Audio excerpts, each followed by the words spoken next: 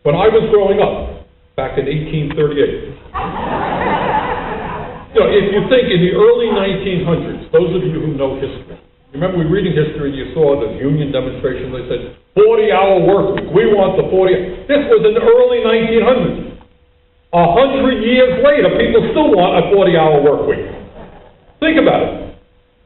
And what's happened is, in the last 30, 35 years, the amount of time that people have to work to pay the bills has grown just tremendously.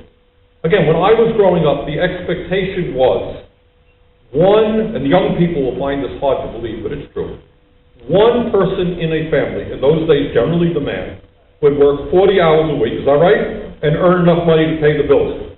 Most of you in this room do not know very many families where one person is working 40 hours a week. What you do know is in almost every instance, wives are working very, very long hours as well as husbands.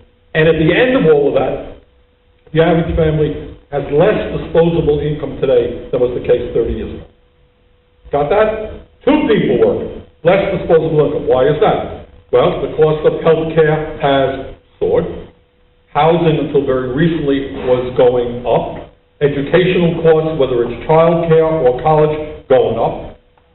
So you add all that together, you need 2 breadwinners, and at the end of the day, they have less disposable income than a one-income family did 30 years ago. All right, that's where we are. So my first point that I want to make is if anybody says that all we have to do is just get out of the financial crisis, go back to where we were a year ago, and everything will be great, they're kidding themselves and they're kidding everybody else. The problems that we are facing have been going on in this country for decades. They're systemic, and we've got to understand what some of the root causes of them are. Let me just suggest, in my view, and some of you may disagree, what some of these problems are. For a number of decades now, starting with Ronald Reagan, government adhered to a theory of trickle-down economics. And what trickle-down economics is, if we give tax breaks to the wealthiest people in this country, that money will trickle down, prosperity will be created, and everybody will do well.